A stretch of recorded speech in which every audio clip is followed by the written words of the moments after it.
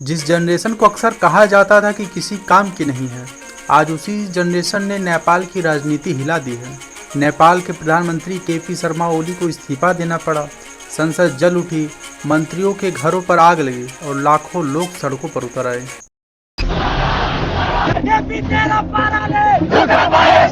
Protests are underway against KP Oli government in Nepal. Situation extremely tense, rather critical. The Prime Minister of Nepal has resigned. लेकिन सवाल है कि आखिर क्यों? क्या सिर्फ सोशल मीडिया बैन होने की वजह से, या इसके पीछे और भी गहरे कारण छुपे हैं? तो आइए समझते हैं कि इस प्रोटेस्ट का असल कारण क्या है। इस प्रोटेस्ट से खुद नेपाल के लोग क्यों परेशान होने वाले हैं।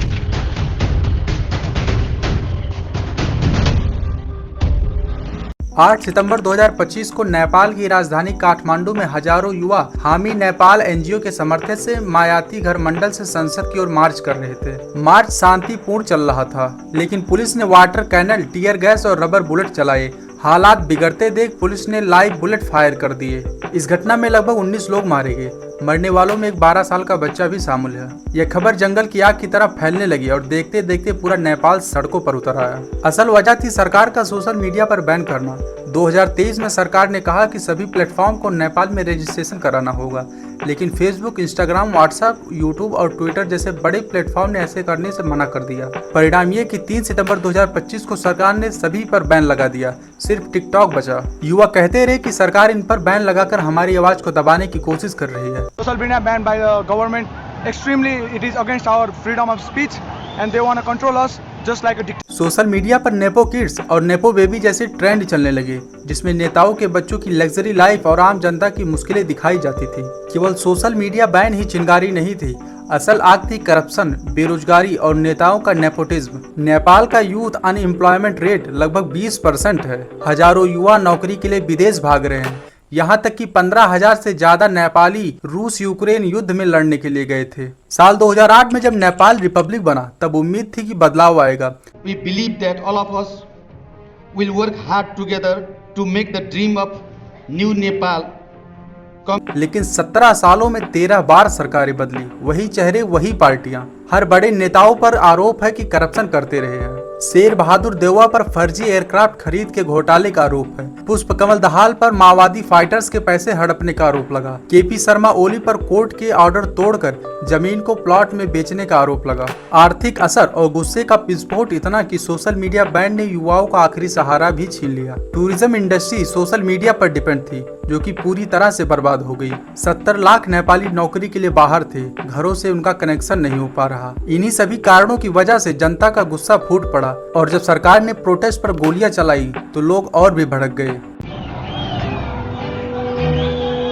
शुरुआत में होम मिनिस्टर ने इस्तीफा दिया, फिर सरकार ने सोशल मीडिया पर बैन हटा दिया, लेकिन प्रोटेस्ट यहां तक नहीं रुका। प्रधानमंत्री और राष्ट्रपति के घरों को आग से जला दिया गया, यहां तक कि आर्मी को हेलीकॉप्टर से मंत्रियों को निकालना पड़ा और आखिरकार 9 सितंबर की दोपहर 2 बजे प्रधानमंत्री केपी शर्मा ओली को इस्तीफा देना पड़ गया। अब आइए समझते हैं कि इस प्रोटेस्ट से खुद नेपाल के लोगों को क्या परेशानी होगी।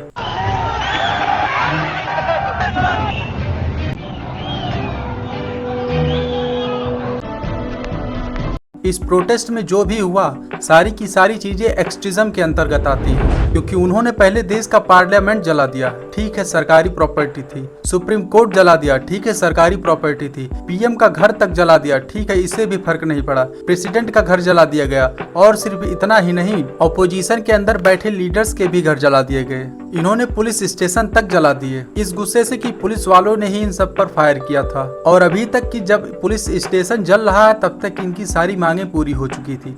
सोशल मीडिया के ऊपर से बैन हट चुका था। जितने भी नेता पावर के अंदर थे, सबने रिजाइन दिया था, इंक्लूडिंग प्राइम मिनिस्टर। तो जिन जिन लोगों ने आपके ऊपर अटैक किया, आपने उनकी सारी प्रॉपर्टी डैमेज कर दी। जिससे रिजाइन चाहते थे, उन्होंने रिजाइन कर दिया।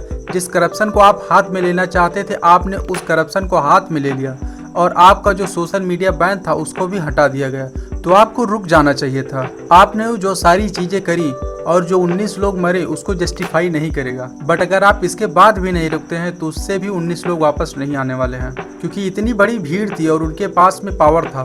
तो उसके बाद क्या हुआ? प्राइवेट मॉल जला दिए गए, जिसमें कुछ इंडियन भी थे। सुपरमार्केट जला दिया गया, जिससे यही लोग खुद सामान लाया करते थे। जो वहाँ प्राइवेट कंपनी थी और एक न्यूज चैनल का एजेंसी था, वो भी इन लोगों ने जला दिया। एक रिपोर्ट यह भी कहता है कि ये लोग पशुपतिनाथ मंदिर को भी तोड़ना चाहते थे, लेकिन मिलिट्री ने रोक लिया। इन लोगों ने कॉलेज जला दिए, हॉस्टल जला दिए, उसके साथ साथ में जेल भी जला दिया। और जेलों को जला के क्या किया, जितने भी क्रिमिनल जेल के अंदर थे उन सभी को बाहर निकाल दिया। आप लोग एंटी करप्शन के लिए फाइट कर रहे थे, कर रहे थे, तो आपने जेल को जला के क्रिमिनल्स को बाहर क्यों निकाला? अगर आज नेपाल ने अपने आप को सही रूलर के हाथ में खुद को नहीं किया, तो आने वाला समय नेपाल के लिए बहुत मुश्किल होगा। एक रिपोर्ट के अनुसार बालेंद्र शाह, सुशीला कर्की और कुलमान घेनसिंह, इन तीनों के नाम पीएम के लिए सामने आ रहे हैं। तो दोस्तों, यही थी कहानी नेपाल की सोशल मीडिया बैन से लेकर सरकार गिरने तक की। आपको क्या लगता है कि नेपाल की हालत सुधर सकती है? कमेंट करके जरूर बताइएगा। फिर मिलते हैं किसी और एक एपिसोड के साथ, तब तक के लिए नमस्कार, जय हिंद।